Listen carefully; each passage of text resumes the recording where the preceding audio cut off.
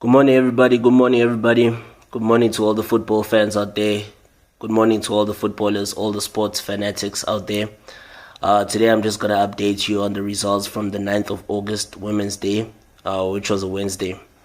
The DSTV Premiership, there were 6 DSTV Premiership fixtures that took place on the 9th of August, which was a Wednesday. The most notable one, the most anticipated one was the Sundowns versus Kaizer Chiefs game, the heavyweights of South African football, the footballing giants. That was a game of footballing royalty in the South African football fraternity. Unfortunately, there were only 7 goals scored across all 6 matches, which is quite disappointing from our standards. But hopefully, with time, we'll get to see more goals. Hopefully, our strikers will be blessed with more service in order for them to be able to pounce on those opportunities and hit the back of the net and get the ground running. So the results are as follows: Mamelodi Sundowns 2, Kaizer Chiefs 1, Moroka Swallows 0, Cape Town City 1, Amazulu and SuperSport United playing out to a goalless draw at the Moses Mabhida Stadium, as Amazulu were reduced to 10 men in the first half. Then we also saw newly promoted Cape Town Spurs slumping to a 2-0 defeat at the hands of Sekhukhune United at the Athlone Stadium. We saw also at Nelson Mandela Bay, Chippa United being held to a goalless draw by the Rockets TS Galaxy. And in the later fixture, we saw the newcomers Polokwane City clinching a 1-0 victory over Stellenbosch FC at the old Peter Mokaba Stadium. So, with regards to the Mamelodi Sundowns and Kaizer Chiefs game, it was a highly anticipated encounter. It could have gone. It was like one-way traffic. You know, Sundowns could have won the game by 7-8 goals clear. All thanks to the Kaizer Chiefs goalkeeper Brandon Peterson. I guess he kept them in the game for a longest time, even though only for him to make a blunder at the last kick of the game, with Neo Maema sealing the winner for a second successive time against Kaizer Chiefs. We saw Neo Maema was the man who scored the winner against Kaizer Chiefs when they met early this year, last season, at the FNB Stadium, when Mamelodi Sundowns clinched a 1-0 victory away to Kaizer Chiefs early this year. We saw plus 2 goals. Chiefs were heavily costed by 2 defensive errors. We saw the first goal being a defensive error by new signing Edson Castillo, as he passed the ball back. He didn't really see that Shalulile was lurking. And then Shalulile unselfishly provided an assist for Mamelodi Sundowns' new signing, the Brazilian Lucas Ribeiro Costa, slotting it coolly, calm and collected into the bottom left corner of the Kaizer Chiefs goal. Kaizer Chiefs did certainly come to life in the second half. We saw them create many chances. We saw them troubling the Sundowns defense. As we also saw in the second half, Chivaviro had a wonderful goal-scoring opportunity, only to be blocked by Musa Libusa, which was a great defensive display from the veteran former Ajax Cape Town defender. Although we could see that Amakosi had the fighting spirit, they kept on going and going, and we saw the best substitution of the game. We saw Teboho Botsane coming on for the other new signing, Pule Modi, and providing a wonderful cross, which was slotted home by Ashley Dupree in the 72nd minute of the game, which sent the entire stadium in a frenzy. You could see it was the stands were dominated by the Amakosi faithful. Just as you thought maybe Amakosi made a great way into the game, they were about to at least salvage a draw. A mistake by Brandon Peterson cost Amakosi a draw at least, which would have been a convincing draw considering the fact how Mamelodi Sundowns played. And we know man of the match was given to their new signing, former SuperSport winger Thapelo Maseko. Although Thapelo Maseko did have a great game, causing problems for Reese Frosler on the left-hand side. That was a great battle. That was a fierce battle between the two, Frosler and Maseko. We saw Maseko getting the better of Frosler at times, and then we also saw Frosler also getting the better of Maseko at times. But he was given the Man of the Match award. But although in my opinion, I think it should have been given to Marcelo Allende. And it's very ironic that Marcelo Allende has never been given a Man of the Match award, considering the fact that he plays a pivotal role in that Mamelodi Sundowns midfield. He creates massive chances for the team. He's always the man who creates chances, who always gives those defense splitting passes.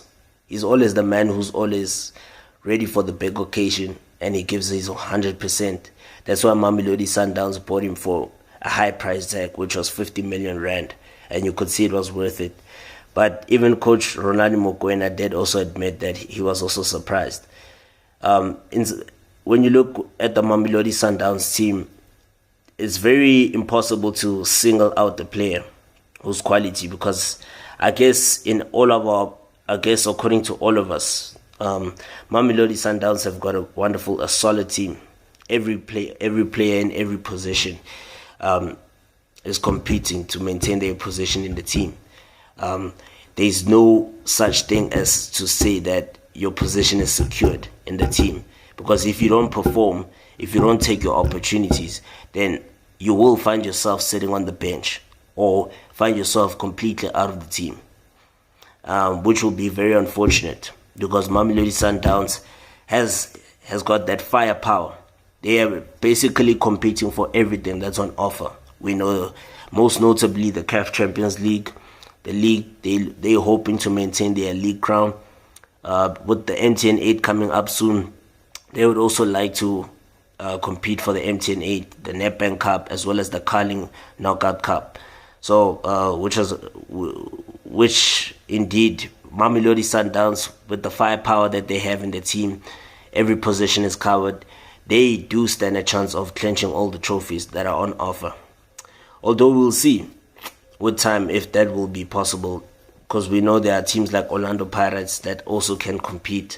SuperSport United also can compete. Cape Town City has also proven that they can compete as well. So time will tell.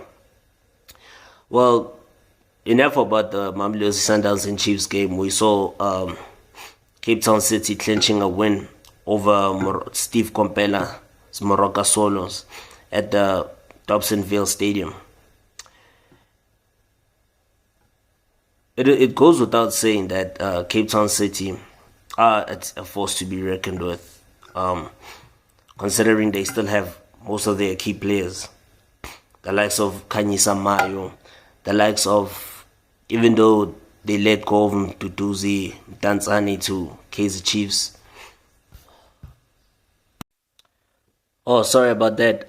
We saw 23-year-old Tahir Khutaman, who netted the winner for Cape Town City as they clinched a victory over Moroka Swallows away at the Dobsonville Stadium. We can also feel that there's a renewed sense of expectation around football in the mother city. Not only are there 3 teams in the DSTV Premiership for the first time in many years, Cape Town City FC as well as Stellenbosch FC are already showing early signs that they will not be taking a backward step to any of their opponents from up north. We talk about Gauteng province, of course. The fact that you have got the top 3 clubs in the country are all from Gauteng. City have already certainly put on their lackluster starts of the previous 2 seasons to pasture with the second consecutive victory on Wednesday afternoon at the Dobsonville Stadium. Eric Tinkler's men have followed up their last-minute win over Polokwane City in the opening game of the season with another hard-earned 1-0 victory over Moroka Swallows. It was just revenge after City went down 3-2 in the corresponding fixture last season that formed part of a sequence of results that saw the citizens struggle to get out of the starting blocks.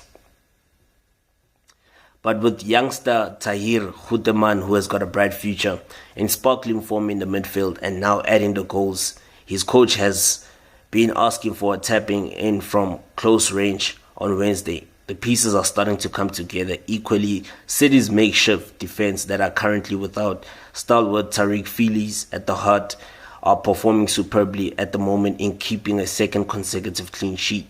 Tinkler emphasized at the beginning of the season for his charges to be more stingy at the back, and the defense, along with goalkeeper Darren Keith, responded positively.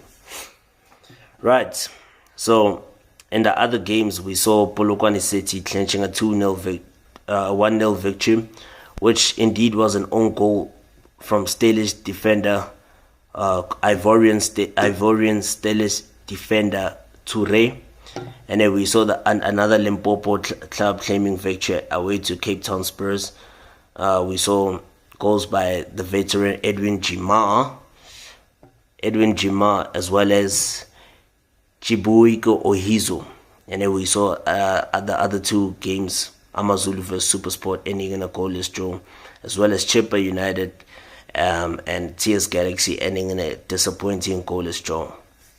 For more information, please like, subscribe, share, and comment as well on who do you think will be crowned league champions come end of the season. Which teams do you fancy being worthy competitors for the league title, and which teams do you see not being able to cement their spot in the top flight of South African football? Okay, cheers.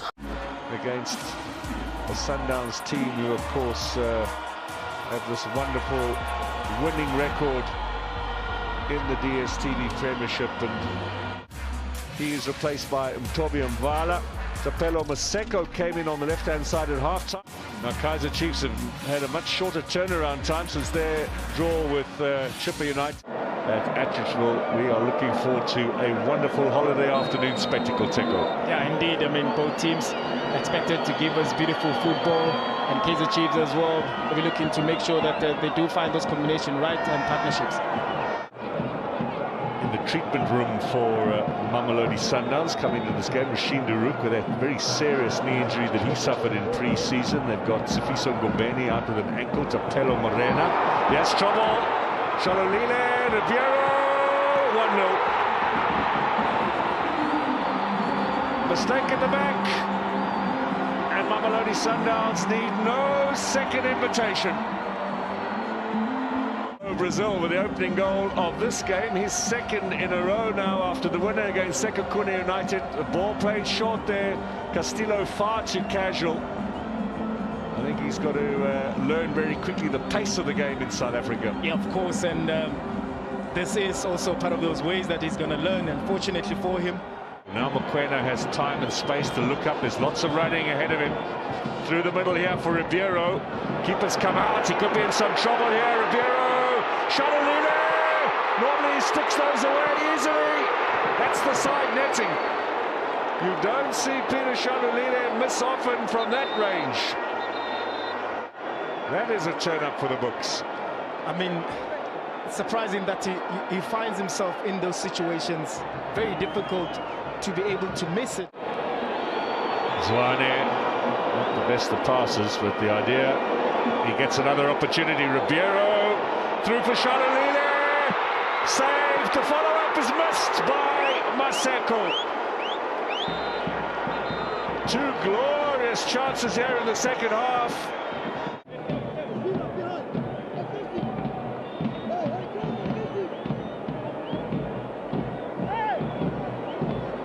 Ribeiro, Maseko on goal. Maseko saved by Peterson, followed from Alende. Excellent stop as well. Now Maema. Excellent work indeed. I mean, he's pulling so many great saves there. Mamelodi Sundowns in transition there. Maseko, you can see, he wants to come to his left. He trusts his right foot, but Peterson again, a double save from him, keeping the team at bay. Both in similar style. The left foot stretched. Both feet, in fact, stretched right almost in the splits, and then he does it again there, puts the right foot out, gets in the way once more.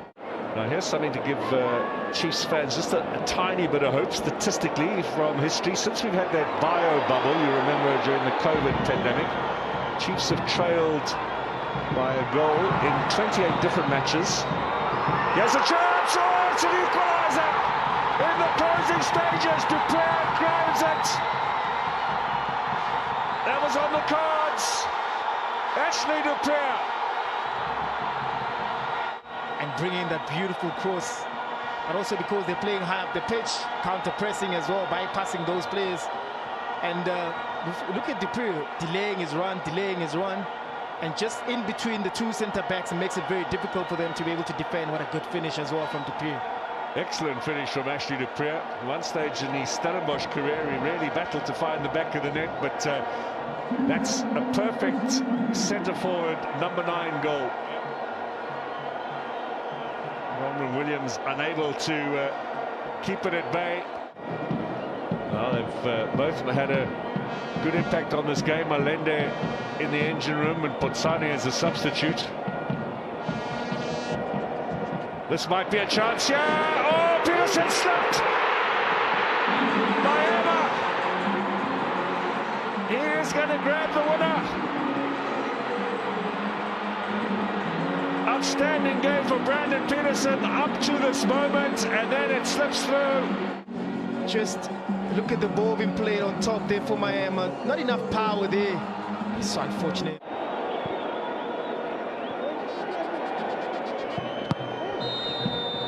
Well, there it is. The champions have won a second successive game with a 2-1 scoreline. They will be top of the table with 6 points. The squad at current. Swallows, Khamaldeen has had a say, in particular past the victories. Isaac Simshali, Baichi Said. Andile Jali is set to captain the squad for a second game running as Umhlekazi, in particular on the goals of Khanyisa Mayo, who's yet to get up and running for the season. The 24-year-old was Mtata. Khanyisa Mayo corner, DSTV Premiership action, Icona live on your World of Champions. It's live in the splendor of high definition. This match, day 2. Less is more, I guess. Nice pass over the top. Gonzalez on the move. Khanyisa Mayo is a good target. It made a back post run, but Darwin Mendoza Gonzalez went for the selfish finish, and Mayo's letting him have it. Speaking of getting in each other's minds tactically, recently had the pleasure of watching Manchester City and Arsenal at Wembley Stadium. I can tell you, the game at the highest level is like a tactical chessboard. Now that is a killer pass, a king-like pass. Over the top, Mayo lurks. Back post is swinging. Left boot was leaning far too back, though. Jaden Rhodes never looked comfortable. Looks like it's going to be a key battle with Goedeman. Big lanky figure in that midfield. There to clean up. Mayo on the move. The ball looks good. Akpay off his line. Allen slips. The chip is on. Over. Wide. Oh. Against Golden Arrows that Bongani Sam kept once for the national side. I think something that he will want to improve on.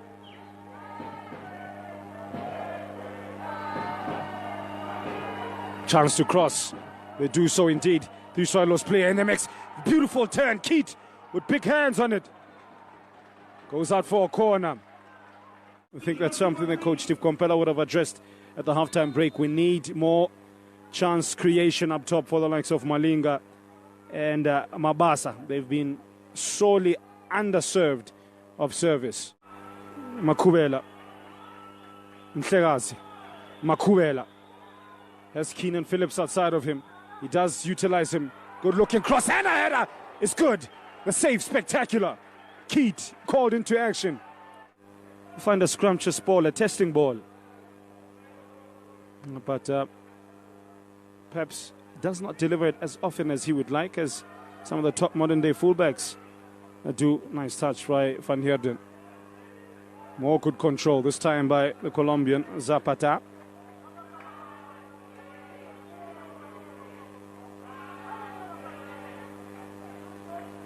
Conditions slightly changing here in the Dobsonville precinct. Slightly more cooler than at kickoff. On the move, looking to heat things up is Gonzalez, and it's swept in. No, it's not. But on the second time of asking, it's Tahir Goedeman. He gets his season going. Goes deep.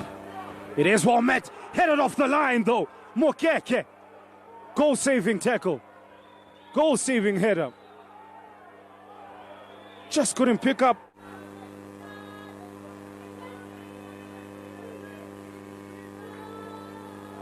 Nice looking in swinger to the back post. Host of bodies. Akbay punches his way through. You are one of the top strikers in the country and on the continent. Very straight looking run up. He's only going to go for one way, and that's power. The knuckleball. Keat parries it over the crossbar.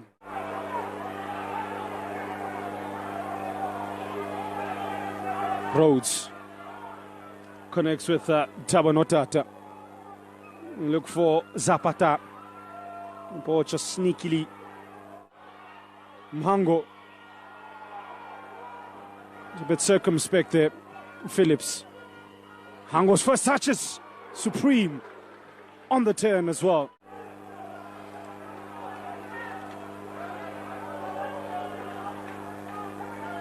He's a very versatile player, Kabatinho Mhango. The 30-year-old can play left wing. All in one shot encapsulated there. And that is that, the final whistle. Cape Town City with back-to-back wins. They did it against Polokwane City. They left it late. This time they did it much earlier.